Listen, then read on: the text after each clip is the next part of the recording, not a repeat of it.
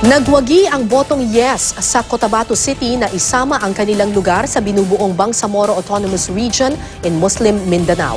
May news to go si Ian Cruz. Papayag ba kayo na isama ang lungsod ng Cotabato sa rehiyong autonomo ng Bangsamoro for yes 36,682, for no 24,994.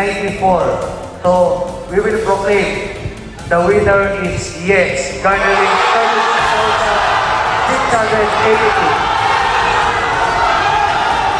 36,682. Umalingaw-ngaw ang sigawan sa loob ng Sharif Kabunsuan Cultural Center nang ideklara ng COMELEC Cotabato City na yes vote ang nagwagi sa naganap na plebisito.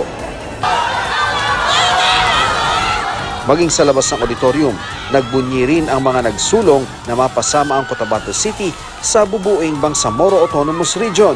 Ang Certificate of Canvass of Votes at Summary of Statement of Votes ipapadala ng City Board of Canvasser sa National Board of Canvasser sa Maynila alas 10 ng gabi nitong Lunes nang masimula ng canvassing ng plebiscite returns at halos 24 oras ang lumipas bago na anunsyo ang resulta.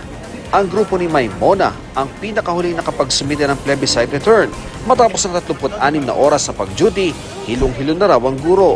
Dagdag aberya pa, ang ballot box nila, nilagari pa kasi ito para lang mabuksan. Pero hindi raw siya madadalang magsilbi. Kung kinakailangan naman sir, kasi dapat talaga tayong mag-serve. Pero kung siya tuloy sa pagserbisyo, napatras nga ng mga pananakot sa text ang 100 guro na magsilbi sa plebisito bilang miyembro ng Plebiscite Committee. Kung paano nakuha ang numero ng mga guro, hindi pa alam. I might find it difficult to accept that it's a leak. Certainly, COMELEC is not the only entity in possession of that number. Naniniwala rin ng DepEd na hindi na dapat imbestigahan ng mga umatras na guro, lalo't hindi naman sa pilitan ang pagsisilbi nila. Batas na pong nagsasabi na voluntary and kumbaga submission. So pag hindi ka sumipot during that D-Day, siguro that's a manifestation that you are not willing to serve. Sa impormasyon ng mga ibinigay sa GMA News ni Attorney Ray Sumalipaw, ang pinuno ng COMELEC ARMM, may mga hinihintay pang resulta mula sa ilang munisipalidad ng Sulu at Tawi-Tawi, kaya hindi pa natatapos ang provincial canvassing. Natapos naman na ang provincial canvassing sa Basilan, Maguindanao at Lanao del Sur, kung saan na naigang yes para ratipikahan ang Bangsamoro Basic Law o BOL.